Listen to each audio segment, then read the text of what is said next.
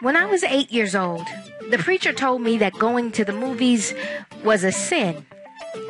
That Hollywood was modern-day Babylon, and unless my television was set to the one Christian station or the frequent replay of the Ten Commandments, then I was on the verge of becoming a borderline backslider, and hell would soon be knocking at my door. I didn't believe it. In my teens, I learned that instead of praying for Hollywood, for some odd reason, it made more sense to wait for its impending doom. That entertainment was a form of phony worship, and unless my performances were confined to Christmas plays, Easter productions, or a very long list of church commercials, there was no way I could live saved. Didn't believe any of that either. But the foolishness continued. And by the time I hit my early 20s, the guy who'd asked to marry me proceeded with a long list of his personal issues with me. Things that I should change in a fashion only he could do best. At the top of his list, my purpose for living. He protested that my hopes of Hollywood only magnified my pride issues and that no holy woman had any business pursuing that lifestyle. I guess you can tell by my track record and my Facebook status that I didn't believe him either. Why?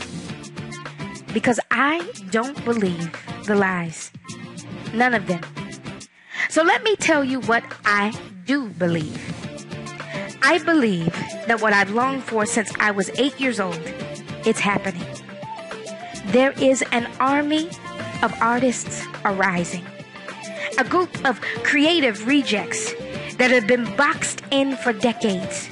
So-called weirdos, rejected by religion, yet embraced by God. Why? Because they are His creative mouthpiece. They sit on the church pew next to you, but you don't know it. They work on mundane jobs that don't fulfill their purpose, and they are tired. They are tired of living less than what they are.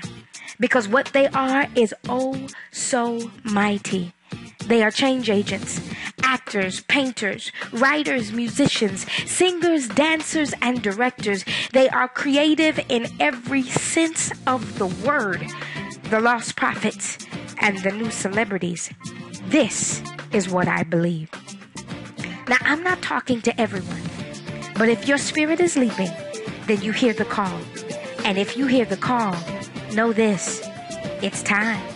The world is waiting, so sharpen your gift and fall in line. The troops are enlisting, and if you believe, leave your name and email below to get more free information and resources for artists and entertainers, or go to www.KesiaJones.com. Thank you, and I'll see you in Lights. Simply Parables, changing the world one story at a time.